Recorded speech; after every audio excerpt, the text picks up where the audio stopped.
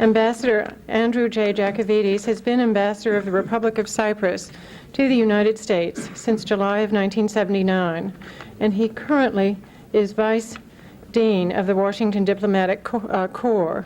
Concurrently, he serves as non-resident ambassador to Brazil and to Ecuador, as High Commissioner to Canada, Jamaica, and the Bahamas, as permanent observer at the Organization of the American States, and as representative of Cyprus to the World Bank, as well as to the International Monetary Fund. He is a member elected in his personal capacity of the prestigious United Nations International Law Commission, which meets annually in Geneva, a post to which he was re-elected for a second 5-year term in 1986. Since 1987, he has also served in a personal capacity on the panels of conciliators and arbitrators of the International Center for Settlement of Investment Disputes at the World Bank. The ambassador was born in Cyprus in 1936. He received his higher education in law at the University of Cambridge, the Inns of Court, and the Harvard Law School. At Cambridge, he graduated at the top of his class and received numerous awards for academic distinction. In 1960, Mr. Jacovides joined the first diplomatic delegation of Cyprus after independence, and he represented Cyprus at the United Nations in various capacities between 1960 and 1965, and between 1969 and 1979, when he took over as ambassador. His country, as you know, has been torn by Greek and Turkish communal rivalries, and the island of Cyprus has been divided geographically as well as politically. It's been much in the news lately. We could not have a more distinguished representative of Cyprus to come to us this evening to sort out these complex issues, and I'm delighted to be able to introduce Ambassador Jacovides to you now. Mr. Ambassador.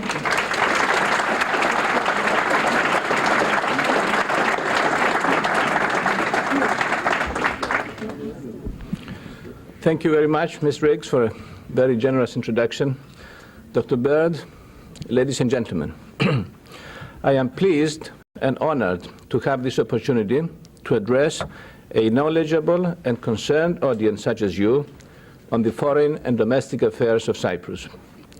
I appreciate the presence of all of you here this evening, and it is a special pleasure for my wife and myself to be in your great city, especially on such a pleasant evening. The subject may be a little, as I've just stated it, may be a little too general and may require some qualification. The all-embracing concern for us over the past several decades has been the Cyprus problem. It has gone through many phases over the years, from the pre-independence anti-colonial struggle for self-determination in the 1950s, to its present grave dimensions of foreign invasion, occupation, and massive violation of human rights since the Turkish invasion of 1974. Currently, we are engaged with constructive spirit, goodwill, and determination in high-level intercommunal talks under the auspices and in pursuance of the good offices of the United Nations Secretary General in an effort to reach an overall agreement within a target time frame. The 1st of June 1989 is the target frame. So what I propose to do is to focus primarily on the Cyprus problem by giving you an overview of its historical background and concentrate on its present phase and prospects, touch on some of the other aspects of our present situation and policies, and try to cover the rest of the topic in response to your questions. Let me remind you that Cyprus, an island in the eastern Mediterranean with a land area of 3,572 square miles and a population of 670,000, of whom 80% are Greek Cypriots, 18% Turkish Cypriots, and the remainder small other minorities of Maronites, Armenians, and Latins, became independent on 16 August 1960 after 82 years of British colonial rule. During our long, proud, and turbulent history, stretching back to 6,000 years BC, as part of the Hellenic world of antiquity, referred to in Homer as the birthplace of Aphrodite, the goddess of love and beauty. Conquerors came and went, leaving behind some traces and monuments to mark their passing, and adding to our already rich cultural heritage, but never altering the basic ethnological character or unity of the island. The Turkish Cypriots arrived after Cyprus became, as was the case with all other countries in the region, part of the Ottoman Empire, following its conquest from the Venetians in 1571. They were interspersed throughout the island, living peacefully side by side with the majority Greek Cypriot community. With independence achieved in 1960, within the framework of the Nicosia Treaties, the Treaties of Establishment, Guarantee, and Alliance, the Republic of Cyprus became an equal member of the United Nations, of the Commonwealth, and of the Council of Europe, and also joined several other international organizations. At the end of 1963, internal constitutional difficulties arose, and following a proposal to amend some of the provisions of the 1960 Constitution, and following threats and acts of intervention by Turkey, the Cyprus government applied to the UN Security Council seeking protection under the fundamental principle in paragraph 2(4) of the United Nations Charter, which prohibits, as you know, the threat or use of armed force by one state against another. By March 1964, a United Nations peacekeeping force was dispatched with the consent of the Cyprus government, and a UN mediator was appointed to deal with the dispute which arose. The mediator, whom some of you may remember since he served in the United States as ambassador and OAS Secretary General, Dr. Galo Plaza of Ecuador, presented a judicious and balanced report in 1965. His recommendations were accepted by the government of Cyprus, but were rejected by the Turkish government. This included the maintenance of an independent, unitary state with appropriate guarantees for the human rights of the minorities, and he described the compulsory shifting of populations as, and I quote, a desperate step in the wrong direction, unquote. Time does not allow to go into details regarding the development of events prior to the 1974 invasion, even though some of these events, such as the 1964 Johnson letter to Prime Minister İnönü of Turkey and the Cyrus Vance mission of 1967, will be of particular interest to you.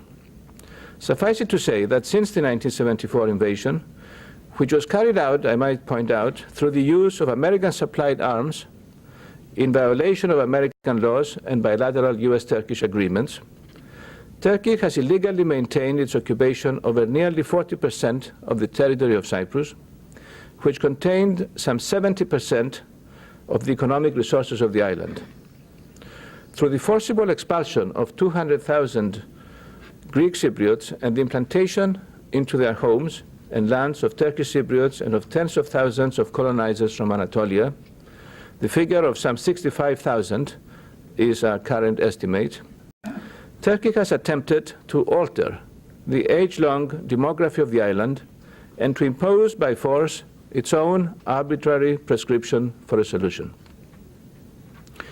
All Greek Cypriot vestiges are being systematically obliterated, including the turning of ancient churches into mosques and destroying or selling illegally in the black market icons and other priceless antiquities.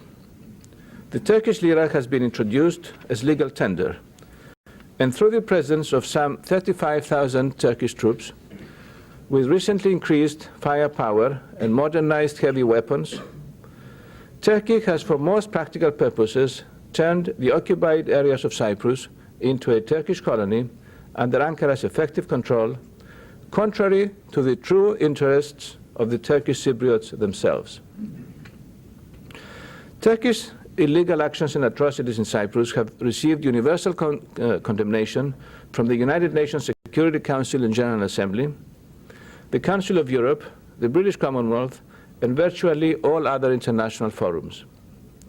The UN Security Council, through mandatory resolutions, has repeatedly called for the withdrawal of all foreign troops from Cyprus, for the voluntary return of the refugees to their homes, for the cessation of all interference in the internal affairs of Cyprus, and for respect for its sovereignty, independence, territorial integrity, and non-aligned status. Turkey has chosen to ignore the decisions of the international community, and this is, I believe, a sad commentary on the state of international legal order in the world. The Cyprus government, although it had every right to refuse to enter into any negotiations until the Turkish occupation troops left Cyprus, nonetheless showed its goodwill and genuine wish for a solution by entering into negotiations with the other side under the auspices of the United Nations Secretary General. These negotiations on the internal aspect of the Cyprus problem, that is to say, the territorial and constitutional aspects, were between the Greek and Turkish Cypriot communities, but in effect, because of the dominant role of Turkey over the Turkish Cypriots, the interlocutors were the Turkish government on the one hand and the Ankara government on the other. Because of the oppressive presence of the Turkish troops of occupation, they never were, as they were stipulated under the UN resolutions, free negotiations. These negotiations went on and off since 1975, but until now yielded no substantive results, even though a basis has existed under the United Nations resolutions and the 1977 and 1979 high-level agreements. The Cyprus government and the Greek Cypriot side bent over backwards and made a number of significant concessions in the hope that the Turkish side would respond with reasonable proposals of their own. Regrettably, what the record shows is that the Turkish objective was all along the legitimization of the results of the 1974 invasion and occupation. Let me illustrate the extent of these concessions. The Cyprus government and the Greek Cypriot side accepted a federal solution to the problem when no geographical basis for it existed in Cyprus prior to 1974. They have presented the other side with a map in 1977, which delineates a land area in Cyprus larger than the Turkish Cypriots, 18% of the population, to be under Turkish Cypriot control in a federal administration. They have also accepted that such sensitive issues as internal security and protection of human rights be under supervision and control, international supervision and control, for as long as necessary. And they propose the total demilitarization of the Republic of Cyprus to alleviate any real or imaginary fears of Turkish Cypriot security. Basically, what we have asked for is the establishment of a viable and genuine federation based on democratic principles, as is the case in all other federal states, such as the United States, but also such cases as Canada, Switzerland, Yugoslavia, and with special provisions, or what you might call here affirmative action, to meet the particular circumstances of Cyprus. The demand from the other side has been all along the establishment of, in effect, two separate states with separate armies, separate treaty-making capacity, separate economies. In short, while paying lip service to a federal system, the Turkish objective was a partitionist solution through the legitimization of the results of the internationally condemned invasion. While appearing to negotiate, they were systematically consolidating their position in the occupied areas in preparation for partition. Hence, the resulting deadlock, which the UN Secretary General was attempting to break through the exercise of his good offices. In the summer of 1983, Secretary General Perez de Cuellar tried his personal initiative on the basis of what was called as soundings, presented to the two sides in an attempt to narrow the existing wide gap.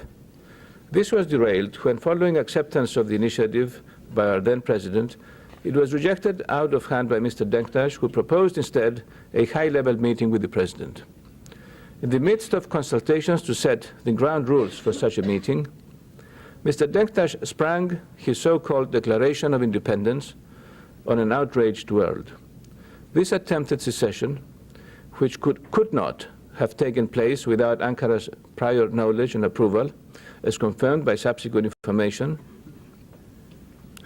drew immediate condemnation from the international community, which demanded its reversal. This attempt to dismember Cyprus was in flagrant violation of the UN Charter, of international law, and more specifically of the 1960 Nicosia treaties, which guarantee that the territory of the Republic of Cyprus shall remain one and indivisible, expressly exclude separatist independence, and prohibit any activity aimed at promoting directly or indirectly partition. By promptly recognizing the newly declared pseudo-state, the only country in the world to do so, Turkey violated its treaty obligations and confirmed its long-standing partitionist designs over Cyprus. This flagrant act of illegality has been denounced by most states in the world, including by the other two signatories of the 1960 treaties, Greece and Great Britain. In the United States, the administration at the highest level and the two houses of Congress deplored and condemned this action and called for its non-recognition and for its reversal. The Security Council of the United Nations, in its resolution 541 and subsequently 550, similarly deplored this legally invalid, as they called it, act, called for its non-recognition and reversal, and renewed the call for the Secretary General's exercise of good offices. Similar decisions were made by the Council of Europe, the European Community, as well as the Commonwealth Conference. The complete isolation of Turkey in its recognition of its illegitimate offspring is an encouraging sign. Our declared policy has been to do nothing which directly or indirectly would amount to recognizing the legally invalid pseudo-state, and our determination is to pursue all available peaceful means to ensure compliance by Turkey with the Security Council resolutions.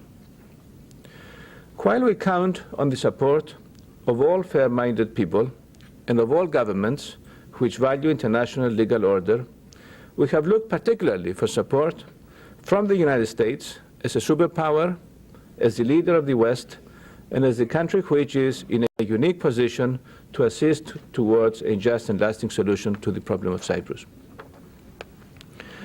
The United States voted in the United Nations in favor of the key resolutions, demanding the withdrawal of the Turkish forces of occupation and the return of the refugees to their homes. The United States is a member of NATO, and as such, has a particular reason to see the rift between two other members, Turkey and Greece, healed so as to enhance the solidarity of the NATO alliance. The United States is a major source of foreign military and economic aid to Turkey, and therefore is in a position of carrying much weight with the recipient of such aid. The United States has declared its dedication to the application of human rights and of the principles of international law in all parts of the world. Therefore, we feel that the role of the United States can be very considerable in bringing the weight of its diplomacy to bear towards such a solution. The United States has repeatedly stated that there is no question of recognition of the pseudo-state, and has also made representations in all capitals, and especially those of Islamic countries, for their non-recognition of this pseudo-state by others, most recently in the context of the Amman Islamic Conference earlier this year. As regards the more general position, the U.S. has assured us that it strongly supports the good offices efforts of the UN Secretary General. The administration has followed with close interest the efforts of the Secretary General and supported them in their various stages, including dispatching a letter by President Reagan to President Evren of Turkey in November 1984. In Congress, both the Senate and the House, there exists much sympathy and support for our position, and this has been manifested in a variety of ways: increasing humanitarian aid to Cyprus, cutting down drastically aid to Turkey, imposing conditions on military aid to Turkey, and in particular prohibiting US-supplied materiel from being used in the occupation of Cyprus. This was again done last week through the House-Senate Conference Committee, I might add. Let me stress, as President Vassiliou has recently done, that we cannot accept the permanent military presence of the Turkish army in Cyprus. There are several other ways to deal with the real or imaginary security concerns of Turkey and of the Turkish Cypriots. Following earlier suggestions on the same lines in '64, during the UN Special Session on Disarmament in 1978, we proposed the total demilitarization of the Republic of Cyprus. Mr. Denktash is on record as having agreed in principle to this demilitarization, in fact in point 7 of the 1979 agreement. And demilitarization was an element in the 1978 US-British-Canadian plan and also in the 2 subsequent General Assembly resolutions. Demilitarization can, I believe, meet the security concerns of all Cypriots, and if accepted by Turkey, can be the catalyst for everything else to fit into place. Turkey wants to be a master in the north and partner in the south, is the epigrammatic phrase of Lord Caradon, the last British governor of Cyprus, which aptly describes the situation we have been facing. We do not know whether Ankara and Mr. Denktash have had a change of heart, but on the basis of bitter experience and present indications, we may be forgiven for suppressing any tendency to excessive optimism. The situation can be summed up as follows. The government of Cyprus and the Greek Cypriot side, which have made serious concessions in their sincere effort to bring about an honorable compromise based on genuine federation, support the efforts of the UN Secretary General and want to cooperate with him towards such a solution. The basic element for such a viable solution are the termination of the occupation and the withdrawal of the Turkish troops from Cyprus before the establishment of any transitional government, the safeguarding and implementation of the 3 fundamental freedoms, freedom of movement, freedom of settlement, and right to property, and generally of all internationally recognized human rights, as well as effective international guarantees for such a settlement. The Anatolian settlers will also have to leave, as the majority of the Turkish Cypriots also want. A just and lasting solution along these lines would be to the benefit of all parties concerned. It would be for peace and stability in the volatile Eastern Mediterranean region, and in the long term, it would be to the benefit of Turkey itself. There is much more, I believe, that unites all Cypriots than the differences which at present divide them.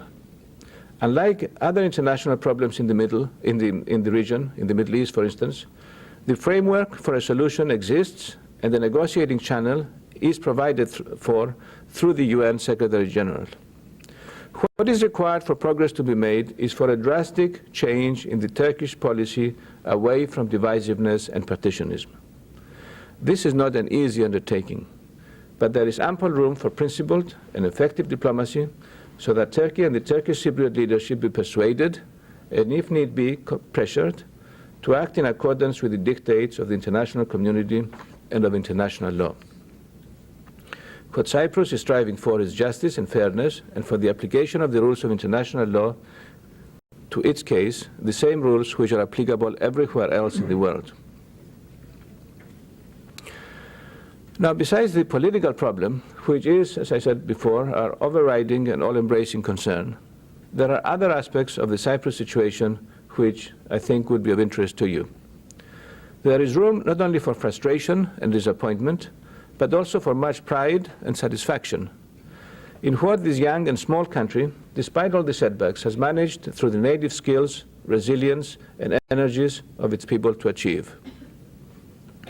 Certainly the most impressive of those achievements, and the most important in human terms, was the success of the Cyprus government in meeting the desperate human, social, and economic needs of the huge population of 200,000 refugees driven from their homes and deprived of their worldly goods in 1974.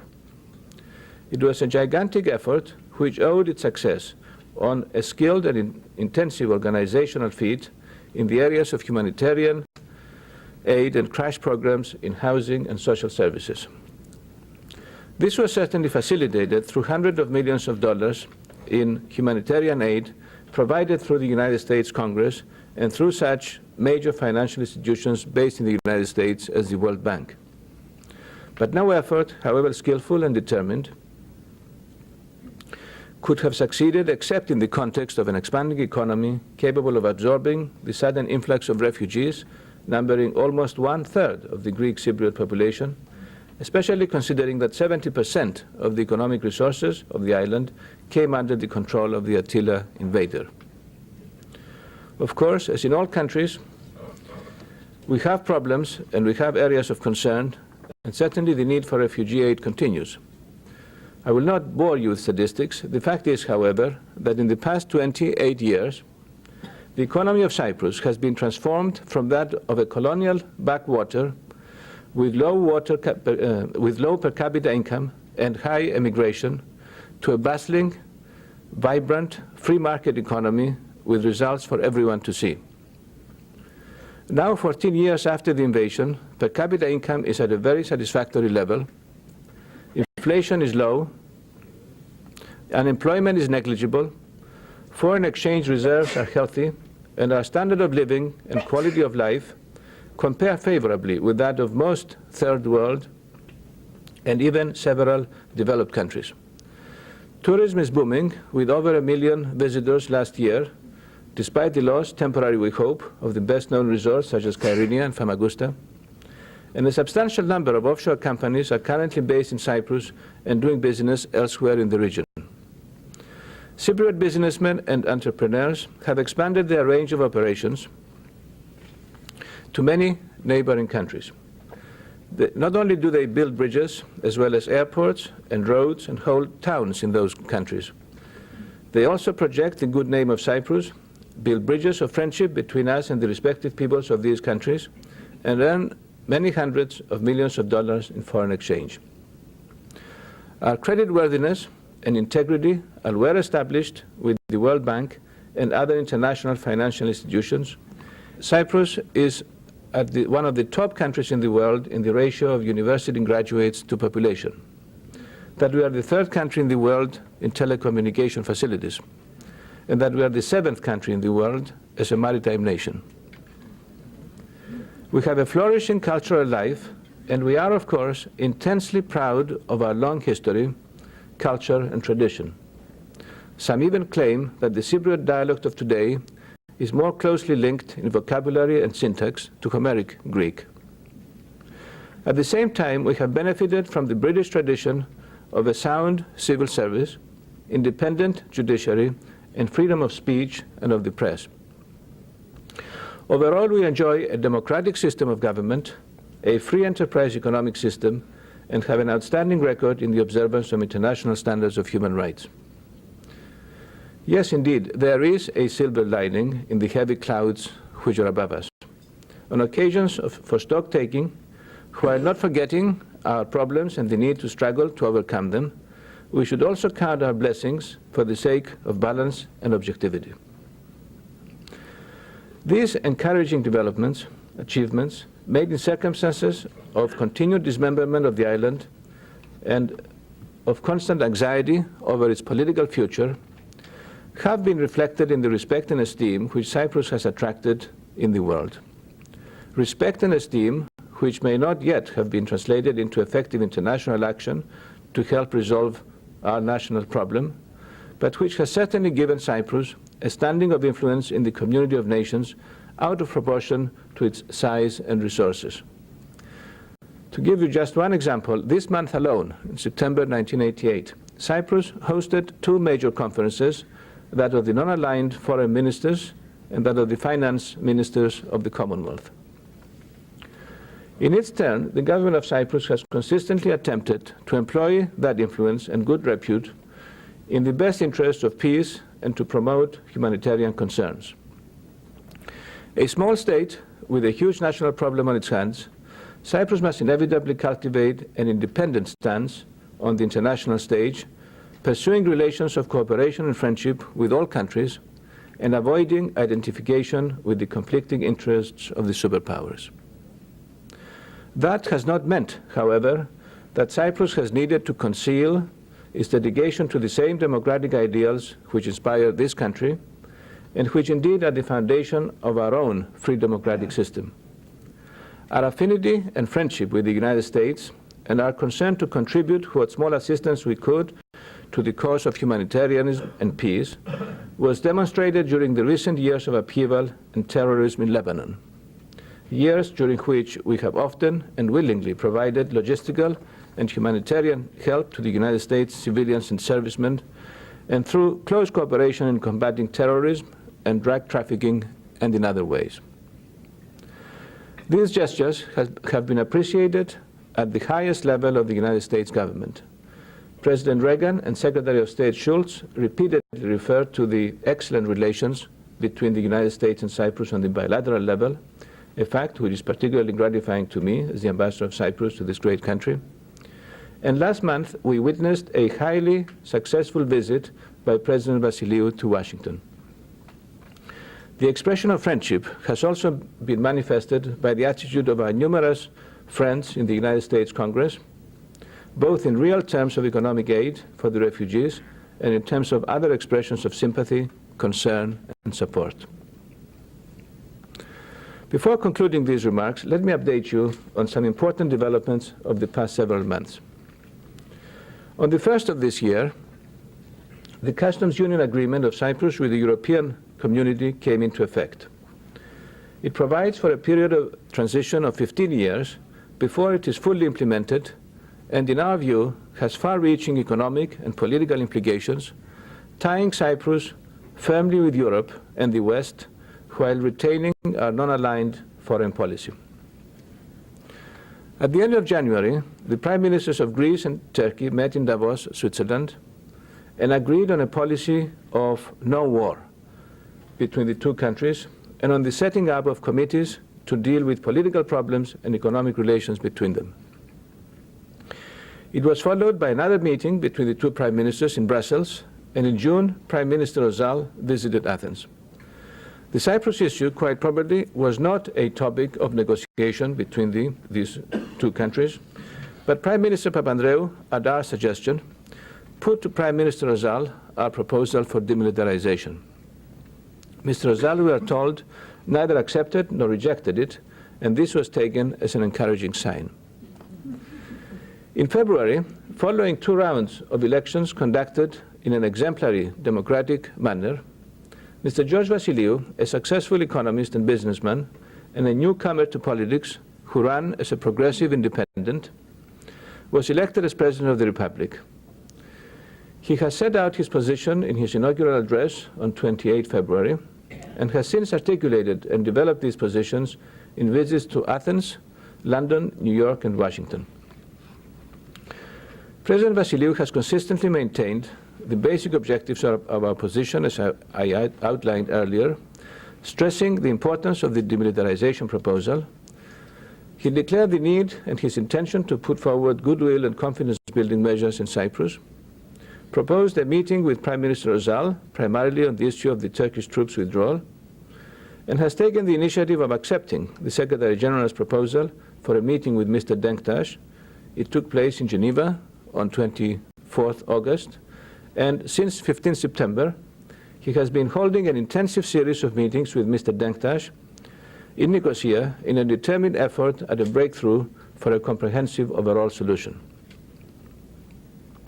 Also at the end of February, the newly appointed Special Representative of the UN Secretary General, Mr. Oscar Camillion, a former Foreign Minister of Argentina, took residence in Cyprus and began a round of consultations with a view to finding a common ground for the pursuit of the Secretary General's good office's mission. He is currently the only other person present in these meetings between President Vasiliou and Mr. Denktash. In a wider context, let me also recall the mellowing of the East-West relations with the INF agreement and the Reagan-Gorbachev summit, the signature of the Afghanistan Accords, which have quite a few parallels, which could provide useful precedents for a Cyprus Accord, and other signs in the international horizon for peaceful solutions, the Arias Plan in Nicaragua, the ceasefire and peace negotiations in the Gulf, progress in negotiations in Namibia and Angola, Western Sahara, Kampuchea, New Caledonia, and so on, as providing a better international climate which could, I don't say will, but could, affect positively Cyprus also. And of course, there is the declared objective of the Turkish government to become a full member of the European community, which also provides a certain leverage for moderating Turkey's position on Cyprus as it is, or at least to our mind should be, inconceivable for Turkey to be accepted as a full partner in Europe, while several of the most basic tenets of European behavior are being violated by Turkey in its occupation of Cyprus. Similarly, Greece has made it clear that the key to Turkey entering the European community passes through a Cyprus solution, and Greece has stressed the importance of the withdrawal of the Turkish troops. Now, what is the cumulative effect of these factors for a just and lasting solution to the Cyprus problem? We would like to hope, and we want to believe, that it will be positive. But it is too early to tell, and we have been disappointed in the past. President Vassiliou has recently declared our objective to be as follows, and I quote, "We envision a united, independent, territorially integral, sovereign, free, democratic, and non-aligned Cyprus. We will endeavor to reunite our country and our people under a federal system of government that will guarantee the happiness, prosperity, security, and the human rights and fundamental freedoms of all Cypriots. We long to see a reconstructed Cyprus built by the united efforts of all Cypriots and for the sake of all Cypriots. A Cyprus free of occupation troops and settlers," unquote.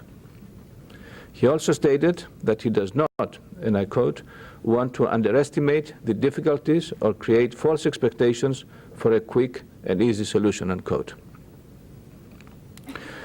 While there is a glimmer of hope, the fact is that it takes more than good intentions and determination by one side to get real progress. The key to the solution lies largely in Ankara, and we have yet to see concrete indications of any meaningful change of its position. We are convinced that at present there exists an opportunity which should not be missed.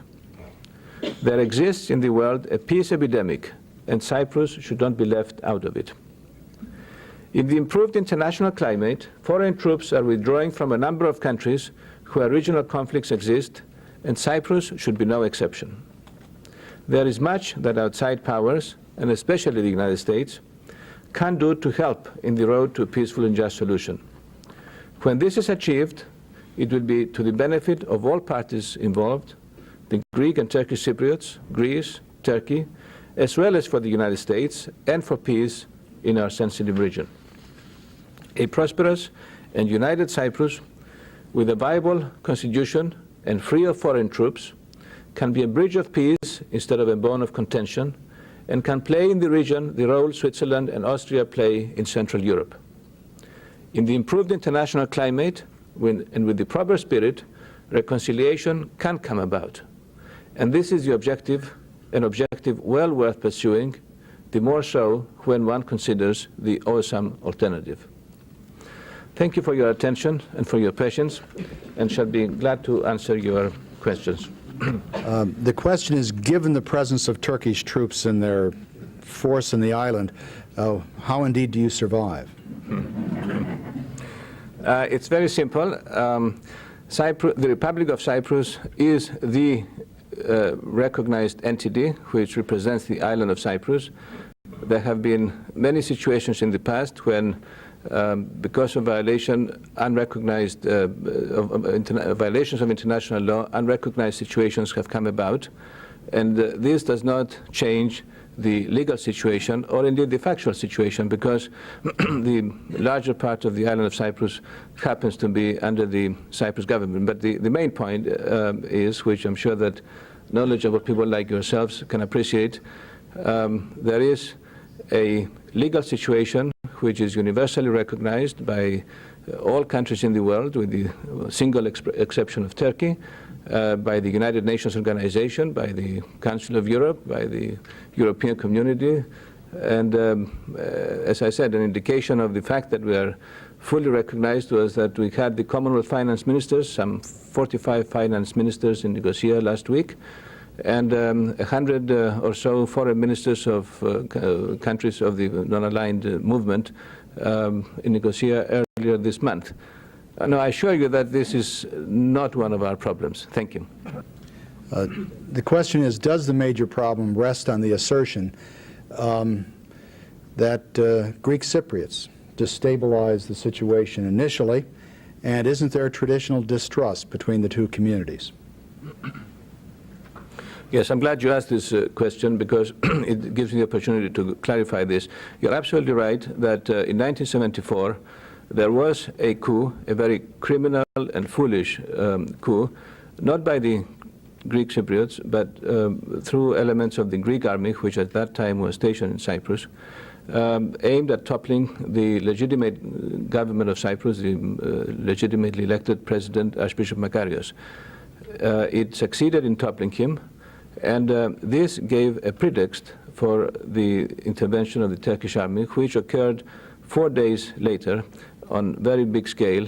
And as I said, it was not a reason, it was a pretext, because Turkey had been, if you study the development of events, which it might be a little too complicated to go into, but Turkey already, since 1963, had an army ready to pounce, ready to invade, given the slightest pretext. And this was not a slight pretext, this was a serious pretext.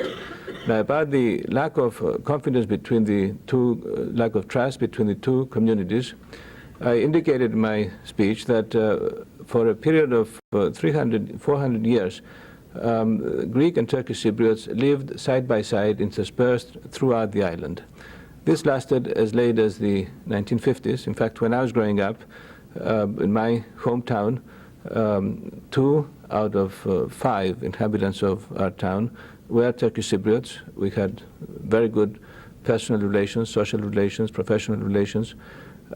Where it stopped short was at the point of intermarriage because of the difference of religion.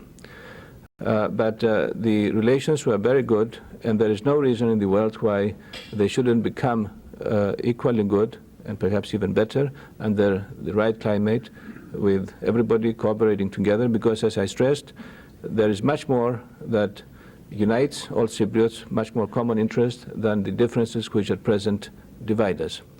So even though I would acknowledge that because of a number of circumstances which are most unfortunate, a gap has existed in the past 2 decades between Greek and Turkish Cypriots.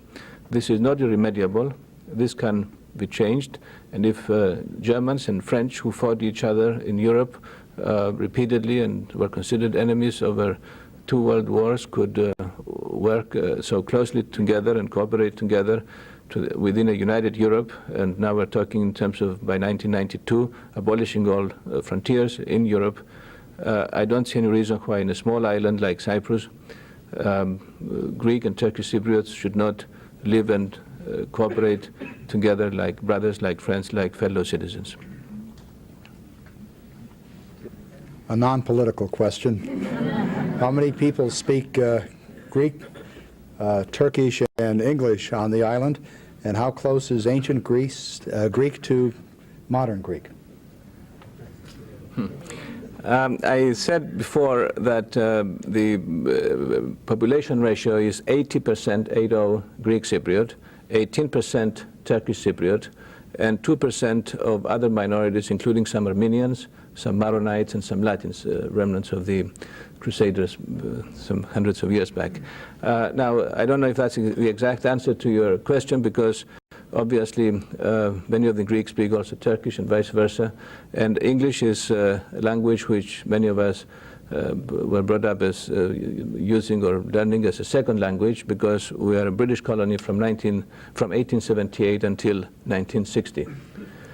Now, about the Cypriot dialect, I mentioned before that some of us feel very proud of the fact that in terms of vocabulary and syntax, the Cypriot dialect, which is another Greek dialect, the same as you have variations of Greek from what is spoken in Athens to what is spoken in Crete, or what is spoken in Dodecanese or in Macedonia. There are dialects, but we are very proud of the fact that, and that could be explained perhaps by that being an island, we are insulated from influences from other linguistic groups.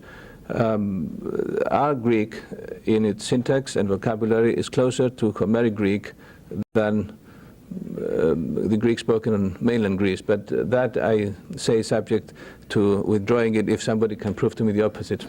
Would you feel comfortable describing or comparing the situation in Ireland to that in your country? I don't feel comfortable, but there are some similarities. Obviously, there are some substantial differences. We're both islands, but that's where the religious difference. In our case, the problem is not religious. It's more in terms of Turkish expansionism and chauvinism. I'm not sure that the same can be said in terms of British expansionism or chauvinism in Ireland. But the one thing I can tell you is that Cypriots and Irishmen are very close, and whenever we meet, we become immediate friends, at least in my own experience. But beyond that, I wouldn't like to go. Would you elaborate on those common bonds that Greeks and Turks might have in Cyprus? Well, the simple answer is that at present they don't. And that's not how it should be, and that's what we are working in remedying. You see, what happened in 1963 was an attempt to destroy the state by the Turkish Cypriot members of the House withdrawing from the government. And one thing led to another, and by 1974, with the Turkish invasion, which was intended to create a geographical basis for partition, all Turkish Cypriots who were interspersed throughout the island were concentrated into the occupied part of the island. All Greek Cypriots were pushed by the Turkish army out of the part they occupied, the 37% of the island. And there is what they call a demarcation line, which goes all across the island. And this is patrolled by the United Nations force. And so, in effect, there is no direct connection, no interaction between Greek and Turkish Cypriots. This is something which we think is wrong. This is something which we should remedy, and this is what we have been working for. In fact, you find that Greek and Turkish Cypriots who find themselves in London, for instance, and there are quite a few tens of thousands of both Greek and Turkish Cypriots who live in London as immigrants. They get on fine together with each other, and they can go to each other's restaurants and they talk and they. So what is missing is the physical possibility of doing this now, and it's all connected with political reasons, Turkish wish to impose a partition solution, which we hope there are enough incentives under present circumstances to moderate and to improve on, and this is why we are hoping that we've entered a promising area. The potential is here, the opportunity is here, the political will on the Greek Cypriot side and the Greek side is present. The question is, will it be equally present on the other side? And that's why I've mentioned a number of reasons which advocate, which militate towards having a change of heart by Ankara. If that doesn't happen, I'm afraid we cannot do it alone. It takes two to tango, if I may use the expression. Yes, the Turkish consul in Baltimore. I appreciate your remarks, Your Excellency. Don't you think that it is appropriate at this time and that outstanding audience needs some more facts about to be mentioned? What happened in the eve of the invasion? Is it not true that the invasion took place because of the military junta in Athens fully agreed with the international terrorist Samson and underground army of General Grievous to invade Cyprus in order perhaps to harm the Turkish minority? Secondly, is it not true that even the president of Cyprus, late Archbishop Macarius, had to escape and be saved by the British to save his life because he was a victim of the assassination by the so-called, by Your Excellency, foolish attempt of uprising? Can you elaborate, please? I believe you're asked to elaborate on the negative role of the Greek nationalists as opposed to the Turkish government in the removal of the Makarios government.